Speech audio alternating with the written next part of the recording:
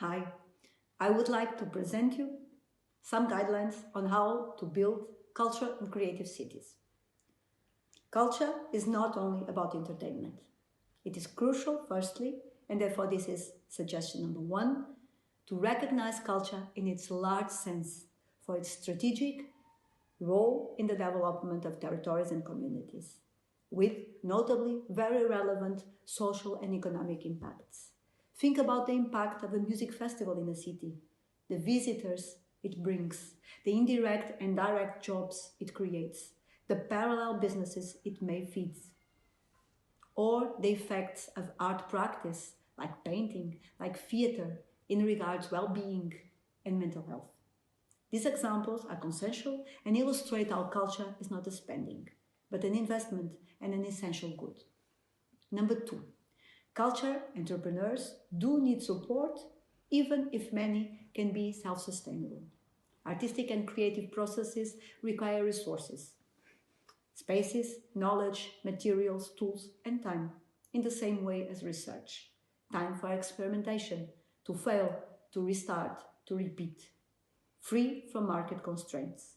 Therefore, support is very much needed, despite the fact that contents produced may indeed constitute further business opportunities and sustainable projects.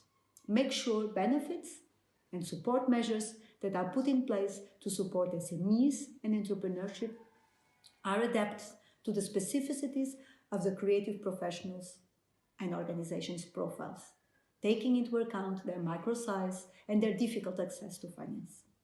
Number three, do not expect fast-forward, impactful results. Set realistic, gradual, and qualitative targets. Culture is a long-term investment and commitment. Invest and keep continuous support to culture and creative programs so that outcomes may take their time. Innovation may take place. Consider and develop qualitative indicators and benefits that can translate the social impacts, not only quantitative economic targets, to give account of the full picture. Number four, investing only in new shining buildings and facilities do not bring development in itself. They need dynamics, teams, contents, audiences, and users. So prepare to invest on programs and engagement processes starting much beforehand and lasting long time for the investments in infrastructures to have a meaningful role. 5. Culture is not about the result, but the process. It's not enough to have a good consultant. It takes the whole city to make it. Participation is key to develop and implement a successful culture and creative policy. Citizens are the producers of culture. Policies and programs need to be co-created and consulted before they see the light. Process counts. Digital means allow permanent consultation and dialogue. People want to be heard. Communication, accountability are crucial to nowadays democracies. Number 6, authorities are not makers but facilitators.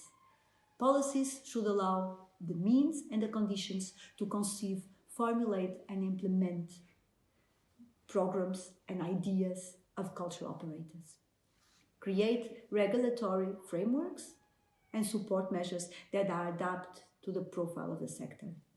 Envisage civil society, cultural operators and entrepreneurs as potential partners. Develop public-private partnerships to manage venues, for example. 7. Culture and creative policy is not an island.